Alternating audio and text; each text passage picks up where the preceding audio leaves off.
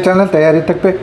इस वीडियो में अपन देखेंगे तो 27 नवंबर 2020 को जो दिल्ली पुलिस का पेपर हुआ था सेकंड शिफ्ट में, उसका कंप्यूटर का पार्ट।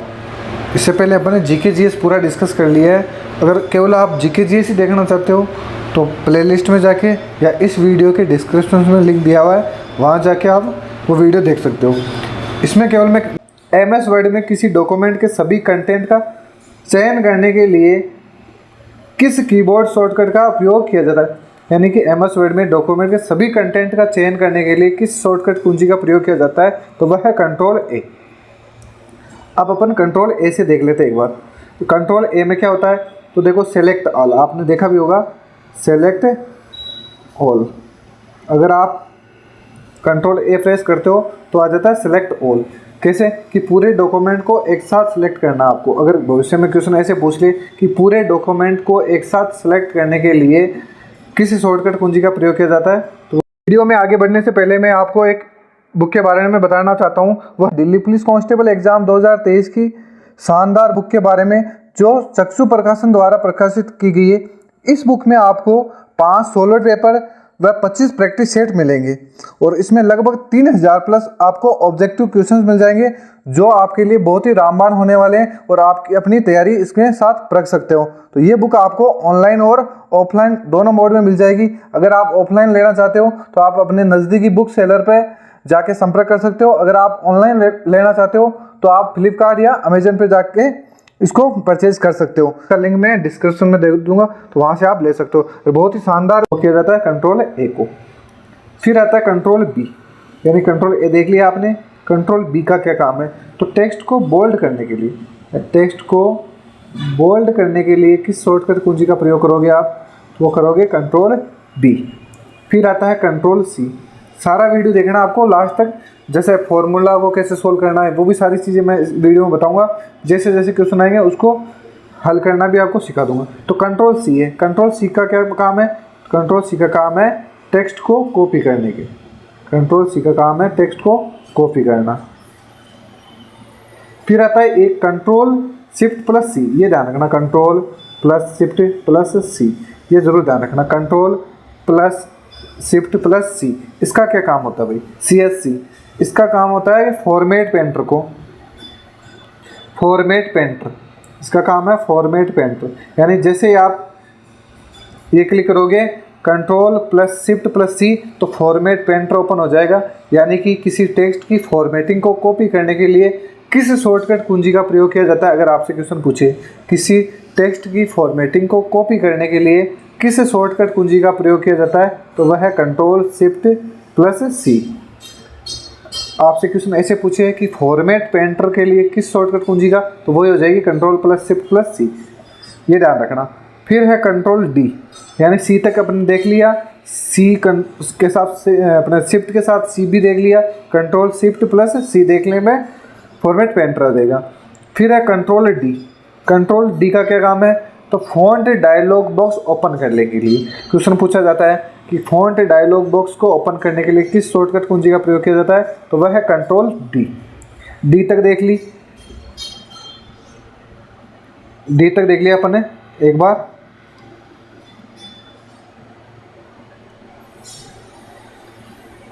फिर है कंट्रोल-E। कंट्रोल-E, E का क्या काम होता है, तो E का काम होता है सेंटर अलाइन, सेंटर अलाइन, यानी टेक्स्ट को पेज के मध्य में या पेज के बीच में भेजने के लिए। अब आपसे पूछे कि टेक्स्ट को पेज के मध्य भेजने के लिए किस शॉर्टकट कुंजी का प्रयोग करोगे आप, तो आप करोगे कंट्रोल-E। कंट्रोल-E का काम है सेंटर अलाइन, यानी टेक्स्ट को पेज के मध्य भेजने के लिए। फिर है कंट्रोल-F।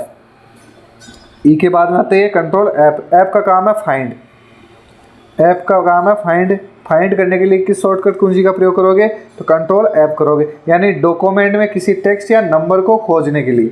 अब आपसे क्वेश्चन कैसे पूछा जा सकता है कि डॉक्यूमेंट में किसी टेक्स्ट या नंबर को खोजने के लिए किस शॉर्टकट कुंजी का प्रयोग किया जाता है, तो वह है कंट्रोल-F। तो ऐसे करके अपने A से लेकर F तक देख लिए। अगले फिर और कोई क्वेश्चन आएगा उसमें बाकी की शॉर्टकट कुंजी अपन देख लेंगे। अगला क्वेश्चन है MS एक्सेल में एक वर्कबुक में कम से कम कितनी वर्कशीट होनी चाहिए भाई। ये भी मेरा पीछे वाले पेपर में 27 की जो फर्स्ट शिफ्ट है उसमें भी ये क्वेश्चन आया था, थोड़ा अलग आया था। उसमें बताना है कि MS एक्सेल की में एक वर्कबुक में कम से कम कितनी वर्कशीट होनी चाहिए। तो ये तो होनी चाहिए भाई एक, ये तो ठीक है। अब अपन थोड़ा सा MS एक्सेल को देख लेते हैं वर्कबुक में वाला। तो MS एक्सेल की फाइल को क्या कहा जाता है, MS एक्सेल की फाइल को क्या कहा जाता है, तो उसको वर्कबुक ही कहा जाता है। MS एक्सेल की फाइल को क्या कहा जाता है, वर्कबुक कहा जाता है। और इस वर्कबुक का बाय डिफ़ॉल्ट नाम होता है, वो होता है शीट 1, होता है शीट 1, ठीक है। अब आपसे क्वेश्चन पूछे किस एक जो MS एक्सेल की जो वर्कबुक की शीट है उसका नाम आप अधिकतम कितने कैरेक्टर का रख सकते हो। तो ये ध्यान रखना, MS एक्सेल में एक शीट का नाम अधिकतम आप 31 कैरेक्टर का रख सकते हो, यानी मैक्सिमम है 31 कैरेक्टर का रख सकते हो, इससे ज़्यादा का नहीं रख सकते हो। यानी कि जो ये नाम दिया हुआ ना शीट 1, इसकी जगह अपन कोई नाम दूसरा रखना होता तो आप कितने कैरेक्टर का रख सकते थे, तो 31 कैरेक्टर का रख सकते थे। एक तो ये ध्यान रखना, ये भी पूछा जा सकता है। फिर है MS एक्सेल में कम से कम कितनी वर्कशीट हो सकती है, तो वो एक हो सकती है, बिल्कुल यहाँ दिया हुआ है। अगर यह आपको ऐसे पूछता कम से कम की जगह ज़्यादा से ज़्यादा पूछता तो क्या करते, ज़्यादा से ज़्यादा पूछे तो हो जाएगी 255। MS एक्सेल में कम से कम एक वर्कशीट होनी चाहिए और अधिकतम हो सकती है 255। एक तो ये ध्यान रखना। फिर पूछा जा सकता है बाय डिफ़ॉल्ट, फिर पूछा जा सकता है आपसे बाय डिफ़ॉल्ट कितनी हो सकती है। तो भाई ध्यान रखना, MS एक्सेल अगर वो 2000 है, वो 2003 है, वो अगर 2007 का पूछे, वो अगर 2010 का पूछे, वो अगर 2013 तक का पूछे, तो बाय डिफ़ॉल्ट वर्कशीट होगी वो 3 होती थी। लेकिन अगर वो MS एक्सेल 2016 पूछे या 19 पूछे तो बाय डिफ़ॉल्ट हो सकती थी, वो हो सकती थी एक वर्ग। तो ये ध्यान रखना। अगला क्वेश्चन है, ये भी बहुत अच्छा क्वेश्चन है कि MS एक्सेल वर्कशीट की किसी सेल को एडिट करने के लिए निम्नलिखित में से कौन सी फंक्शन कुंजी का उपयोग किया जाता है। MS एक्सेल वर्कशीट की किसी सेल को एडिट करने के लिए निम्नलिखित में से कौन सी फंक्शन कुंजी का उपयोग किया जाता है, तो वो किया जाता है F2 का। अब देखो, अब आपसे क्वेश्चन पूछेंगे edit cell content, edit cell content के लिए किस शॉर्टकट कुंजी का, तो वो F2 हो जाएगी, बिल्कुल सही है। फिर आपसे पूछे ये F4 की जगह आपसे पूछ ले अगर एक्सेल में कंट्रोल प्लस F4 का पूछे तो हो जाएगा क्लोज वर्कबुक। यानी कि वर्कबुक को बंद करने के लिए या क्लोज करने के लिए क्लोज वर्कबुक के लिए कौन सी शॉर्टकट कुंजी है, तो वह है कंट्रोल प्लस F4, ये ध्यान रखना। फिर है F5 का अगर पूछे आपसे कि F5 कुंजी से क्या होता है MS एक्सेल में, तो वो होता है गो टू कमांड। एक गो टू कमांड आप कंट्रोल के साथ G, यानी कि कंट्रोल के साथ G प्रेस करोगे तो ही गो टू कमांड होगी। अगर आप केवल F5 प्रेस करोगे तो भी गो टू कमांड ओपन हो जाएगी, इसलिए ध्यान रखना। अब बच गया अपना F3 बच गया। एक बार F3 को देख लेते हैं। F3 का क्या काम है, तो F3 का शिफ्ट के साथ F3, अगर शिफ्ट के साथ F3 प्रेस किया जाए तो इंसर्ट फंक्शन, यानी फंक्शन को इंसर्ट करने के लिए किस शॉर्टकट कुंजी का प्रयोग करोगे आप, तो आप शिफ्ट के साथ F3 प्रेस करोगे। दोबारा बता देता हूँ एक बार, फंक्शन को इंसर्ट करने के लिए शिफ्ट के साथ F3 कुंजी दबाई जाती है, ये ध्यान रखना। तो हो गया। अगला क्वेश्चन है, अब देखो मैं वापस बता देता हूँ। F2 का क्या काम है, एडिट सेल कंटेंट, यानी सेल के कंटेंट को एडिट करने के लिए F2 कुंजी दबाई जाती है। वर्कबुक को बंद करने के लिए, क्लोज को करने के लिए कंट्रोल के साथ F4 दबाई जाती है। F5 कुंजी का काम है गो टू कमांड ओपन करने के लिए, और कंट्रोल के साथ G दबाओगे तो भी गो टू कमांड ओपन हो जाएगी। और फंक्शन को इंसर्ट करना है आपको तो शिफ्ट के साथ F3 प्रेस करोगे। फिर अगला क्वेश्चन है, इंटरनेट से संलग्न प्रत्येक कंप्यूटर में निम्नलिखित में से क्या होना आवश्यक है। बताओ भाई, इंटरनेट से संलग्न प्रत्येक कंप्यूटर में निम्नलिखित में से क्या होना चाहिए। तो देखो, स्विच, टर्सरी मेमोरी या आईपी एड्रेस या एलईडी डिस्प्ले। ये तो आराम से देखते ही कर सकते हो। ज़्यादातर स्टूडेंट की होती है कि है ना, कंप्यूटर में 10 क्वेश्चन है, मैं आराम से कर लूँगा। भाई कंप्यूटर और रीजनिंग में अगर आपने लीड नहीं लिए ना, तो मुझे नहीं लगता आपका दिल्ली पुलिस में सिलेक्शन हो जाएगा। क्योंकि कंप्यूटर और रीजनिंग एक ऐसा सब्जेक्ट है जिसमें आप कम समय में अच्छे मार्क्स गेन कर सकते हो। तो कंप्यूटर को और रीजनिंग को कभी भी हल्के में नहीं लेना है। प्रैक्टिस टाइम टू टाइम करनी है, रिवीजन टाइम टू टाइम करना है। तो इसका सही उत्तर हो जाएगा ऑप्शन है 3, आईपी एड्रेस। अब आईपी एड्रेस होता क्या है। तो आईपी एड्रेस एक होता है इंटरनेट प्रोटोकॉल। इंटरनेट प्रोटोकॉल होता है, ये ध्यान रखना, प्रोटोकॉल होता है। अब ये आईपी एड्रेस कितने प्रकार का होता है और होता क्या है। तो आईपी एड्रेस है वो, आईपी क्या होता है, एड्रेस के माध्यम से ही नेटवर्क में डिवाइस को अलग अलग करता है। यानी कि आईपी एड्रेस के माध्यम से ही नेटवर्क के अंदर डिवाइस को अलग अलग किया जाता है। आपसे क्वेश्चन पूछे कि नेटवर्क में डिवाइस को अलग अलग किसके माध्यम से किया जाता है, तो वो आईपी एड्रेस के माध्यम से किया जाता है। तो आईपी एड्रेस 2 फॉर्मेट में होते हैं, ये ध्यान रखना। आईपी एड्रेस कितने फॉर्मेट में होते हैं, 2 फॉर्मेट। एक तो होता है IPv4, एक होता है IPv6, ये ध्यान रखना, IP4 और IPv6। अब आपसे पूछा जा सकता है कि ये 4 वाला है, ये कितने बिट का होता है। तो ये 32 बिट का होता है। अगर IP6 पूछे तो ये 128 बिट का होता है। ये दोनों इंपॉर्टेंट है, ये पूछा जा सकता है। पिछली बार राजस्थान पुलिस में तो हर पेपर में आईपी एड्रेस के बारे में क्वेश्चन पूछा था। इनकी क्लास कितनी होती थी, ABCDE तक 5 क्लासें होती है। वो अगर कोई नेक्स्ट वीडियो में अपन ज़रूर चर्चा करेंगे उस पर, तो ये ध्यान रखना। तो आईपी एड्रेस ये है, नेटवर्क में डिवाइस के को अलग अलग करता है। और ये 2 फॉर्मेट में होते हैं, IP4 और IP6। 4 है वो 32 बिट का होता है और 6 है वो 128 बिट का होता है। फिर अगला क्वेश्चन है, HTTPS शब्द का अर्थपूर्ण क्या है। HTTPS शब्द का अर्थ है बताना है। तो HTTP का पूरा नाम है hypertext transfer protocol secure. S लगा हुआ है तो सिक्योर भी है। HTTP का पूरा नाम है हाइपरटेक्स्ट ट्रांसफर प्रोटोकॉल और S के पीछे हो जाएगा वो सिक्योर। अब ये होता क्या है, HTTP होता क्या है। तो ये क्लाइंट व सर्वर के मध्य कनेक्शन स्थापित कर, यह क्लाइंट व सर्वर के मध्य कनेक्शन स्थापित कर वर्ल्ड वाइड वेब, यानी जिसे आप बोलते हैं www, वर्ल्ड वाइड वेब पर स्थित किसी भी वेबसाइट के डॉक्यूमेंट को एक्सचेंज करता है। तो ये ध्यान रखना कि इसका काम क्या है। तो ये क्लाइंट व सर्वर के मध्य कनेक्शन स्थापित करता है, फिर वह वर्ल्ड वाइड वेब पर स्थित किसी भी वेबसाइट के डॉक्यूमेंट को एक्सचेंज करता है। तो ये काम है इसका। फिर अर्थात और क्या कर सकता है। तो ये कंप्यूटर सिस्टम में वेब ब्राउज़र पर सभी वेबसाइट को, देखो कंप्यूटर सिस्टम में वेब ब्राउज़र पर सभी वेबसाइट को किसके द्वारा एक्सेस किया जा सकता है। तो वो HTTP के द्वारा ही एक्सेस किया जाता है। अगर आपसे क्वेश्चन ऐसे पूछे कि कंप्यूटर सिस्टम में वेब ब्राउज़र पर सभी वेबसाइट को किसके द्वारा एक्सेस किया जाता है, तो वो किया जाता है HTTP के द्वारा। ये ध्यान रखना है, HTTP के द्वारा। फिर अगला क्वेश्चन है, बहुत ही शानदार क्वेश्चन है, एक्सेल का फॉर्मूला। इसमें आपको दिक्कत हो सकती है, तो ये मैं आराम से बताऊंगा, आपको समझ में आ जाएगा। निम्नलिखित MS एक्सेल फॉर्मूला का परिणाम क्या होगा। तो इसमें क्या दिया हुआ है, बराबर 256। क्वेश्चन को ढंग से देख लेना एक बार ऐसे। तो अपन को क्या करना है, इसमें देखना, फिर मूल्यांकन करना है इसका। तो मूल्यांकन करेंगे और ये इस साइड अपन परिणाम लिख लेंगे, ठीक है।